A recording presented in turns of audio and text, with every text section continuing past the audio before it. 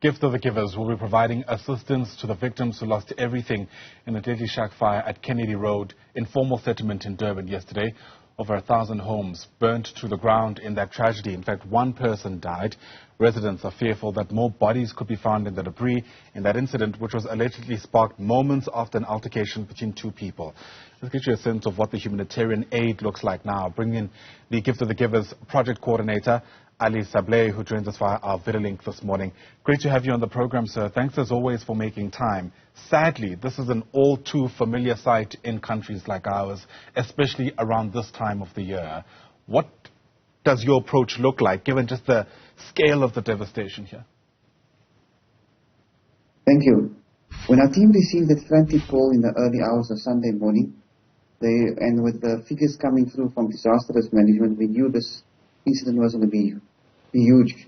And when our team visited the site around about 7 o'clock yesterday morning, he informed management it's total carnage.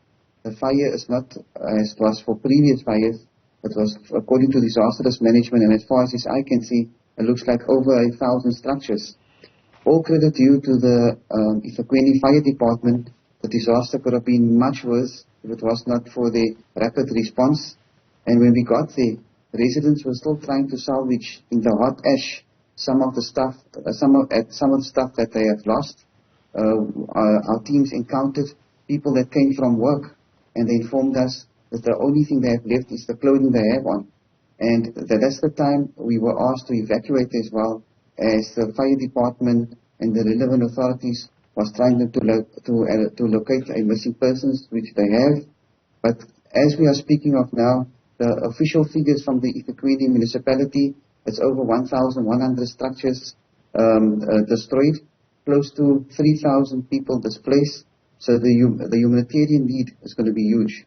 Absolutely. And when people have lost everything except the clothes in their back, I mean, what do you start with when you try to assist them? I imagine top of mind is what they'll eat and where they'll sleep. Thankfully to the eThekwini municipality, these people have been placed in the community hall last night, but we're going to need, these people are going to need assistance in terms of new clothing, blankets, mattresses, non-perishable foods. But while they are being placed in the hall, they're going to have to be fed. So daily meals would have to be provided for them. As we know, tomorrow's back to school. Many of the children has lost everything. Their school uniforms, stationery, textbooks completely burnt out. So they would be a first priority. So there's no disturbance in their schooling year. So the first thing today, we try to assist the children going back to school tomorrow in terms of new clothing and stationery. And thereafter, social development will be visiting their families to see what are the needs they can assist in terms of governments or in terms of their grants, etc. Because many elderly people stay in the location as well. Human settlements will be visiting the site soon to see how to assist these people in getting a roof over their head once again. Yeah, I mean, depending on the community itself, sometimes they respond differently to, let's call it, third parties coming in to try to offer assistance. This morning, we have a reporter on the ground there, and understandably, there are people who don't necessarily have the warmest of welcome, at least when it comes to speaking on camera about what happened. But what have you found has been the response to your organization from those people who might need the help, but may be frustrated by just the circumstances surrounding their need? They appreciate it. You know, it's not the first time Gift of the Givers has assisted this informal settlement. In fact, when the fire started before, one of the first calls to come through was always our team members. And we have engaged, our teams have engaged with the disaster risk management teams as of yesterday to see what can be the solution to assist these people and in getting them in terms of accommodating them. So gratefully they've been put in the community hall, but long term, the local authorities, provincial government and the national government would have to see as to if they can relocate these people into permanent structures, because it's a fire that's occurring over and over. And many of the residents are frustrated. There's many elderly people saying they have been on the waiting list for many years, and they can't even count as to how many fires they've gone through. So we hope that this can be, with the state of destruction that has occurred over the last day, we hope that the authorities will be able to put a permanent solution in place so that people can live in a dignified way. Because you can just imagine the trauma.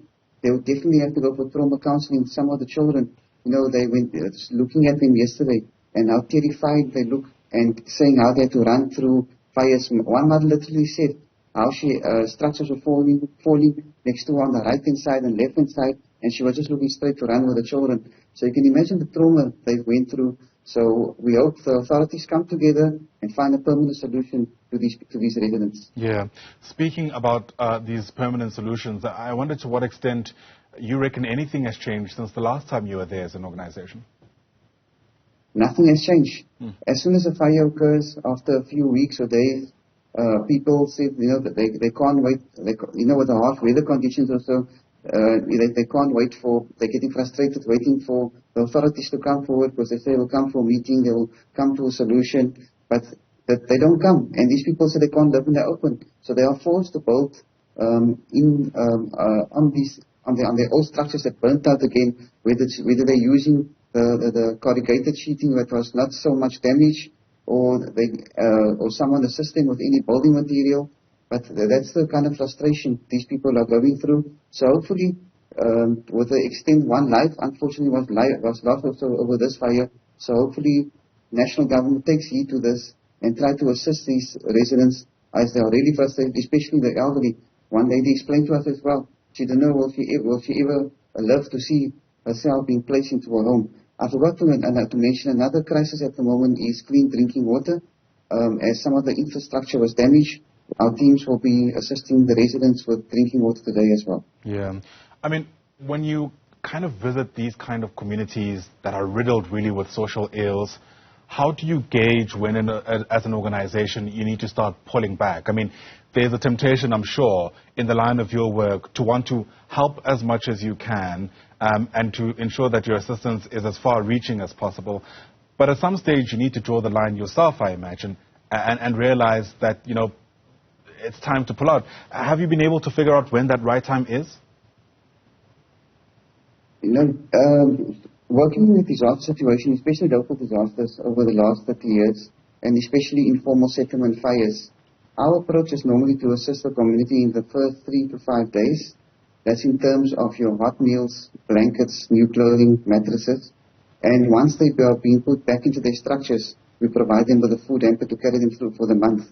But normally after the third to fifth day, the SASA, the Social Development Agency, they are authorized to assist these people in terms of disaster relief aid. And that normally kicks in after everyone is registered and after they have checked the background and to consult with community members if indeed these residents have stayed on the site. So that normally kicks into 3 to 5 days. That's when we pull out and hand over to the relevant authorities. Right, absolutely. Great work once again that you always do as Gift of the Givers. Thanks for speaking to us. Ali Sablay is a project coordinator with this humanitarian aid organization. That's Gift of the Givers. Once again, thanks for your time.